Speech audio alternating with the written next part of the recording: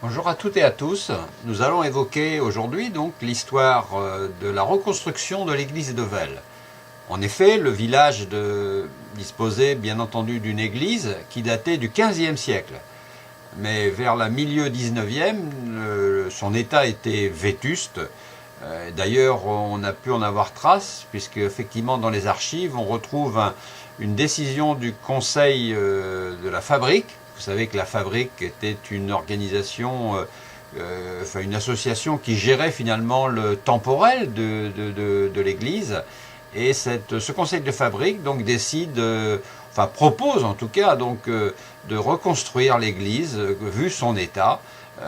Et cette sollicitation donc date de 1859.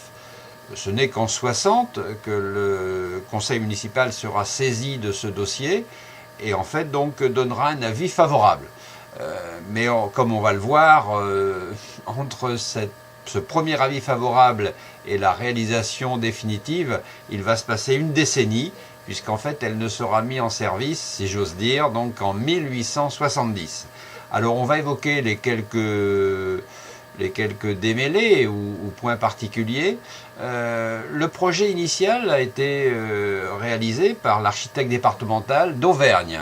Et naturellement, donc, ce projet de qualité, bien sûr, donc, se montait à l'époque à 20 000 francs. Bien entendu, donc, cette somme était hors de portée à la fois de la fabrique, mais tout aussi hors de portée pour le conseil municipal. Toutefois, on peut noter que des subventions, non plus exactement des souscriptions, avaient été donc déjà initialisées par la paroisse. Et on peut noter finalement donc que plus de 12 000 francs avaient donc été collectés pour cette reconstruction de l'église.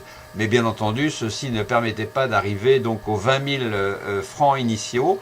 Et c'est pourquoi le conseil municipal, sollicitant le préfet, a engagé donc une demande auprès du ministère des cultes, sous Napoléon III, comme chacun sait à cette période.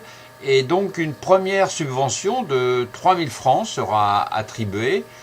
Celle-ci donc sera complétée peu de temps après par une seconde subvention de 4 000 francs. Donc 7 000 francs s'ajoutant donc aux 12 000 de souscription, on commençait évidemment à s'approcher du montant initial.